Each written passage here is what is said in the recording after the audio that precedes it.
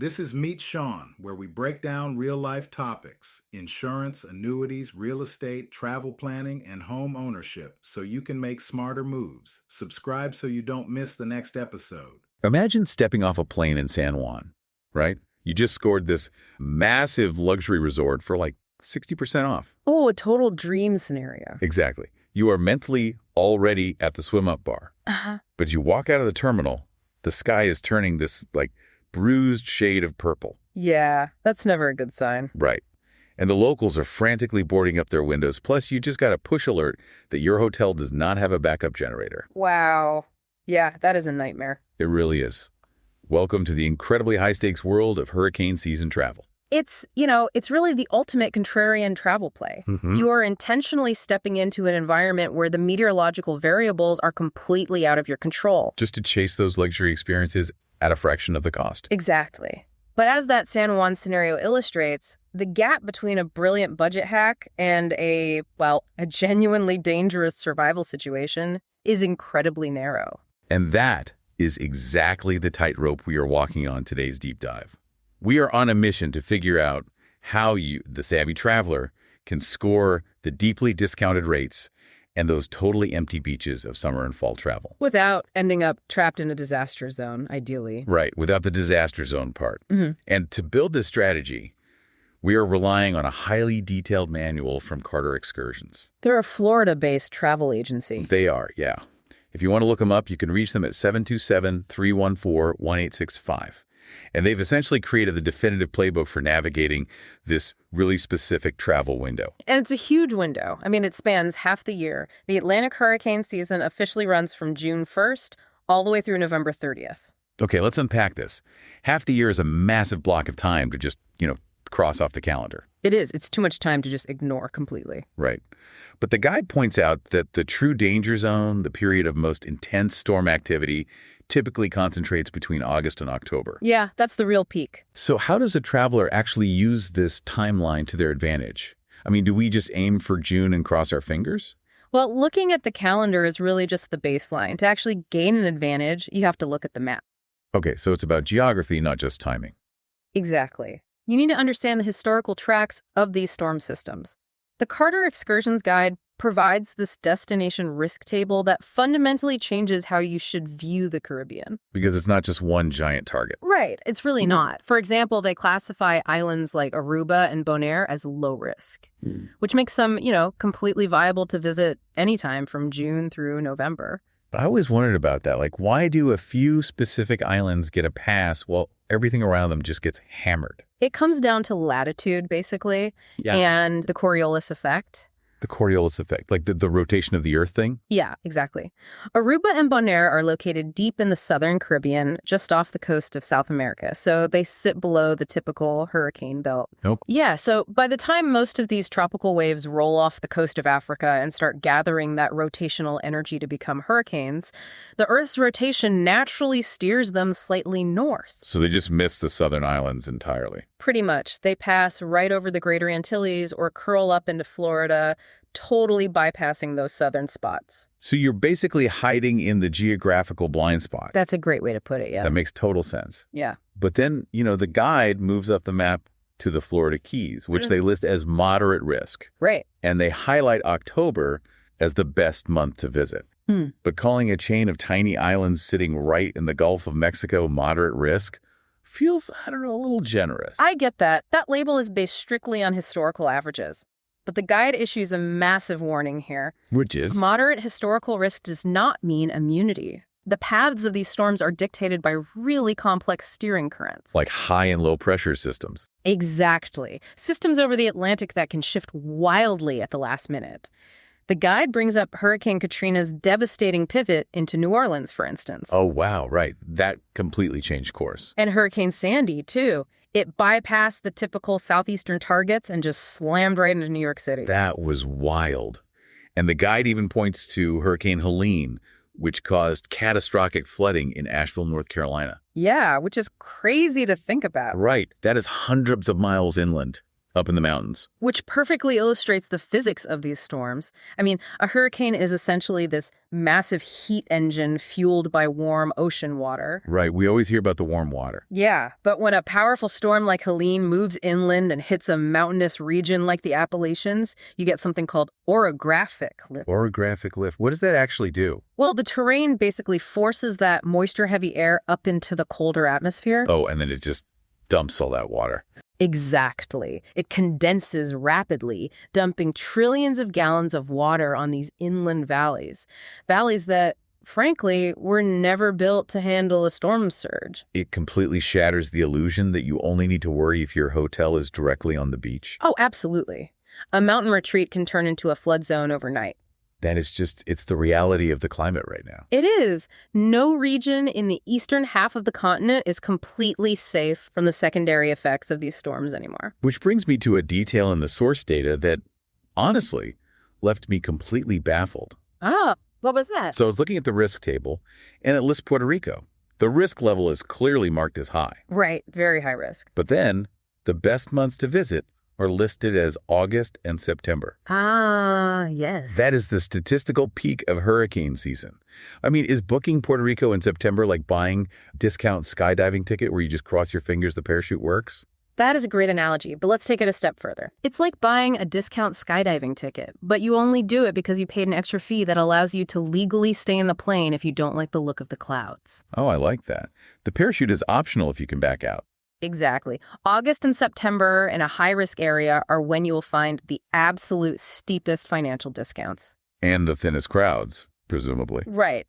But Carter Excursions emphasizes that if you take this gamble, flexibility is literally the only thing keeping you safe. But what does flexibility actually look like in practice? Yeah. We all want to be flexible, but airlines and resorts are notorious for locking in your cash the second you click purchase. It's true. So it means fundamentally changing how you purchase the travel in the first place. Like buying different ticket types? Yeah, it means buying those slightly more expensive refundable fare classes. It means negotiating or explicitly seeking out hotel bookings that allow cancellations up to 48 hours before arrival. Which usually costs a bit more upfront. It does, but it requires having a trip architecture that can pivot at a moment's notice. So if a storm pops up, you're not just stuck. Exactly. Whether that means delaying your arrival by 3 days to let a storm pass, or rerouting your entire vacation to a low-risk island like Aruba without losing your initial investment. So you are basically trading geographical certainty for a massive discount. Yes. And you're using those flexible booking terms as your safety net. Okay, so let's say I've booked my flexible refundable ticket to a high-risk area. I am actively monitoring the weather apps. Good, that's step one. But let's say a storm forms rapidly or takes an unexpected turn while I am already on the island. The conversation has to move from the macro, like what island I'm on, to the micro. Right, down to the actual street level. Specifically, the building I am sleeping in. The micro location is arguably more important than the destination itself once a storm makes landfall. Here's where it gets really interesting.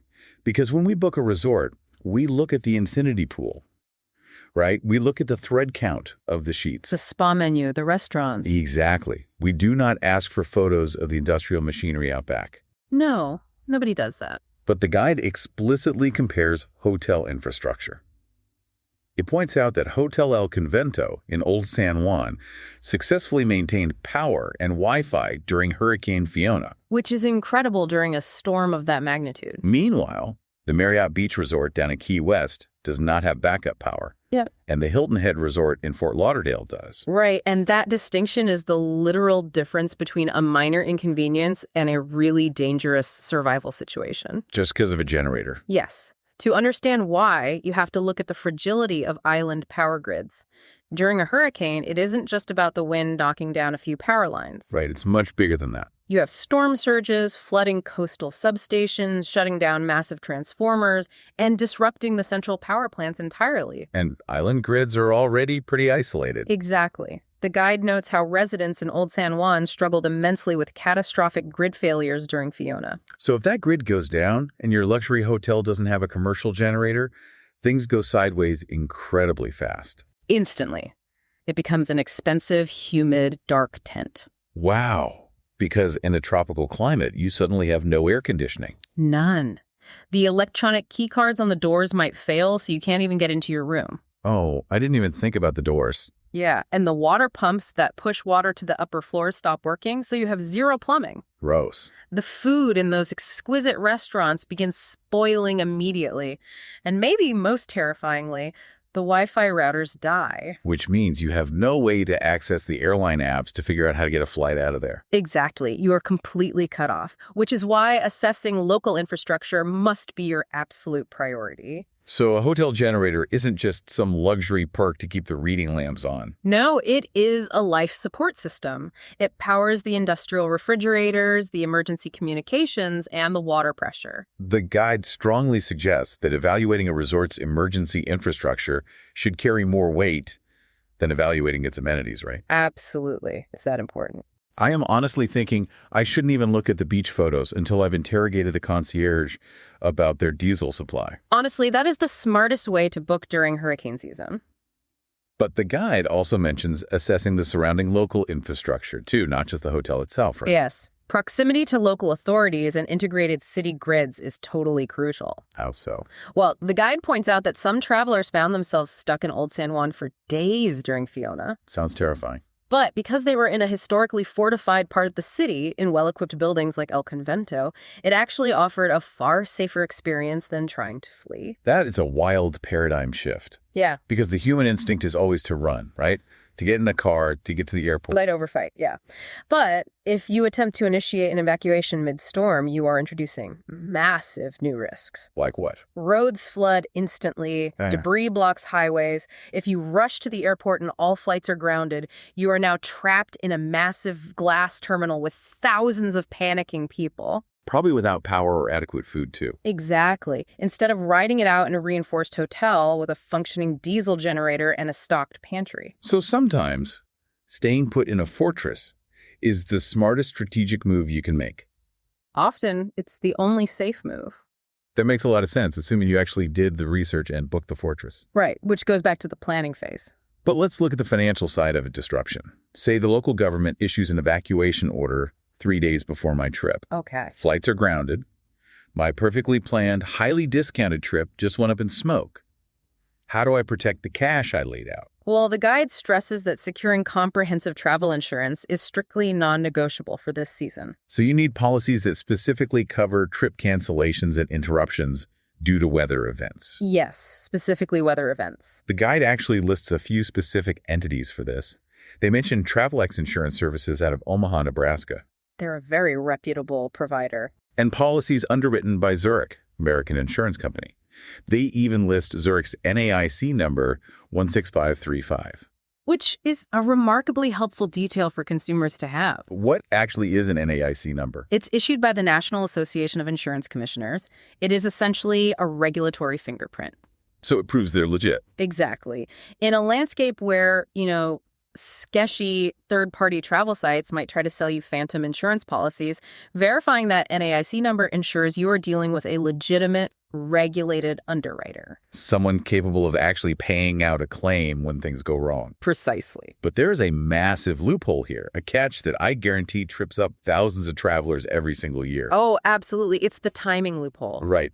Tell me about this. It comes down to the actuarial science of foreseeable risk. Insurance companies exist to cover the unknown, right? Sure. The guide explicitly warns that you must read the fine print, because the vast majority of policies will exclude a storm if you purchase the insurance after the National Hurricane Center has officially named it. Wait, so the insurance companies literally have algorithms tracking the National Hurricane Center's feed to lock people out of buying policies? I mean, in a manner of speaking, yes, they are monitoring it closely. The life cycle of a storm starts as a tropical wave, then a depression. Right. But once it hits sustained winds of 39 miles per hour, the NHC upgrades it to a tropical storm and gives it a name, like Storm Arthur. Okay, so it gets a name. The millisecond that storm gets a name, it transitions from a theoretical possibility to an active, foreseeable event. And underwriters won't touch it. Underwriters will not sell you a policy to cover a loss they know is almost certainly going to happen. It's like trying to buy collision insurance on your phone while your car is currently skidding on black ice. That is exactly the same logic. You can't insure a burning house. Right. So what's the move? Therefore, the strategy is to purchase the travel insurance at the exact same time you book the trip, weeks or months before the meteorologists are tracking any specific weather system. You just bake it into the initial cost. Yes. And as Travelex notes in the guide, insurance terms are regulated at the state level. So you have to verify that the specific policy you purchase covers your destination under the specific parameters of your state's laws. Okay, wow. All right, so you've protected the wallet, the investment is safe. Check. But what about protecting the actual human beings on the trip? Let's say you made it to the island, the storm shifts, and you were officially sheltering in place. A very real possibility. The Carter Excursions Guide goes into detail about building a physical safety net, like an emergency kit or a go bag. And the requirements for this kit reflect the reality of being isolated on an island with a compromised power grid. Right. The guide states you need enough non-perishable food and water to last at least 72 hours. Standard emergency prep. Okay, a 72-hour kit is standard FEMA advice. I get that. Mm-hmm. But let's be real about aviation logistics for a second. Let's hear it. So what does this all mean for the physical act of packing? I am flying on an airline that probably charges $80 if my carry-on bag is 2 pounds overweight. Easily. How am I supposed to pack lightweight vacation clothes alongside 3 days worth of heavy water bottles, canned food, and industrial flashlights without paying exorbitant fees? That is the pragmatic challenge of disaster prep while on vacation, and it really requires traveler ingenuity. I'm all ears. You don't board the flight with 3 gallons of water in your suitcase. The strategy is to split the kit. Split the kit. How does that work? You pack the lightweight, critical essentials in your luggage, things like a first aid kit with extra prescription medications, high-capacity portable power banks to keep your phone charged, small LED flashlights, extra batteries, and highly durable waterproof bags. Waterproof bags for what? Like wet swimsuits? No, for your vital documents. Yeah. Passports, birth certificates, printed travel itineraries, and emergency cash. Now that makes sense. If your room takes on water or the roof is compromised, losing your passport in a foreign country during a natural disaster turns an emergency into a bureaucratic nightmare. That sounds absolutely awful. Okay, so you pack the light, high-value items at home. What about the food and water? That requires a shift in your arrival routine. Oh, okay. Instead of heading straight from the airport to the beach with a cocktail, your very first stop needs to be a local grocery store or pharmacy. Oh, I see. You buy it there. Yes. You source the heavy items locally on day one. The bottled water, the protein bars, the non-perishable snacks, and you stash them in your hotel room closet. That is brilliant. Right. If the storm never comes, well, you have extra snacks for the week. If the grid goes down, you have your 72-hour lifeline already secured. That makes total sense. You basically build the heavy half of the bunker once you land. Exactly. And another critical piece of this emergency plan doesn't take up any space in your luggage at all. What's that? Your communication protocol. The guide stresses how vital it is to share your detailed itinerary and your contingency plans with family or friends back home. Because if the local cell towers go down or the undersea fiber optic cables get damaged, you might not be able to get a signal out. Precisely. If local communication networks fail, having someone on the outside who knows your exact location, the name of your hotel, and your flight details is a crucial safety net. They can be your advocate. Yes, they can monitor the broader situation, interface with airlines, or contact local authorities on your behalf if necessary. It's about building redundancy into your safety plan. The overarching theme here really seems to be taking active ownership of your safety. 100%. Like the guide mentions, checking the National Hurricane Center daily, downloading reliable weather radar apps, and keeping a printed list of emergency contacts and local authorities. It fundamentally changes the posture of the traveler from passive to active. You're not just waiting to be rescued. Exactly. If you have your go bag built, if your hotel has a commercial generator, if your family knows your location, and your insurance was locked in months ago, you stripped the panic out of the situation. You can just breathe and figure it out. You can look at the data and make clear, rational decisions, like utilizing those flexible booking options to leave 2 days early, or safely sheltering in place because you actually built the infrastructure to handle the stress test. It really paints a completely different picture of what it means to be a good traveler. Yeah. It's not just about knowing the local language or finding a hidden restaurant anymore. No, it's about resilience. Right. So, to recap this ultimate hurricane season survival strategy for you, the listener. Let's hear it. If you are chasing those massive summer and fall discounts, target historically low-risk islands deep in the south, like Aruba or Bonaire. The geographical blind spots. Exactly. If you choose to brave a moderate or high-risk zone, you must demand proof of a hotel backup generator before you hand over your credit card. Non-negotiable. Buy your travel insurance the exact same day you book the flights, long before a storm gets named. Ensure your booking dates are flexible, and always pack the core elements of a waterproof go bag before sourcing your water locally. You know, all of this analysis brings up a much larger issue, a final thought we really need to consider as we look at the future of global tourism. What's that? As weather patterns become demonstrably more unpredictable, and we saw this clearly with the catastrophic, unexpected inland flooding from Hurricane Helen, the era of set it and forget it travel might be effectively over. Just blind trust in the season. Right. We are entering a phase where the definition of luxury in modern travel is rapidly shifting. Right. I mean, a private beachside cabana isn't a luxury if the roads to the airport are washed out and the grocery stores are empty. Exactly. The ultimate luxury in the 21st century is no longer just securing the most exclusive reservation. It is having the agility, the knowledge, and the preparedness to adapt to a rapidly changing climate. It's about being smart. Yes. The travelers who thrive going forward will be those who make geographical resilience and strategic flexibility their core travel skills.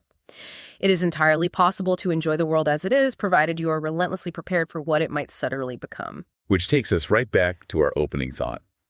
Booking a trip shouldn't feel like a high-stakes gamble. It really shouldn't. But if you are going to play the game, to score the best deals, you need to be the person at the table who actually knows the odds. You want to be the one holding the flexible tickets, sleeping above a diesel generator, with an insurance policy bought weeks in advance. Prepared for anything. Exactly. Thank you for joining us on this deep dive into hurricane season travel. Before you click book on that next tropical getaway, do yourself a favor. Double-check the fine print, secure your backup plan, and we will catch you on the next one. That's it for today's Meet Sean. If this helped, follow the show and share this episode with one person who needs it. See you next time.